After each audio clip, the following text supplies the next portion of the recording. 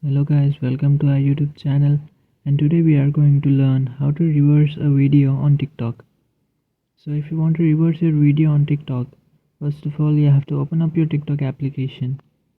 After opening up your TikTok application, tap on the plus icon which is on the bottom, and then you have to upload a video which you want to reverse. So after choosing a video which you want to reverse, tap on next, and then you can find a bunch of options in the top right corner. Just tap on the effects option. After tapping on that effects option, tap on time which is on the bottom, and after tapping on time you can see a bunch of options. One of them is reverse.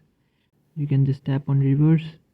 After tapping on reverse you can see your video is playing from reverse, and you can also add some other effects like slow-mo.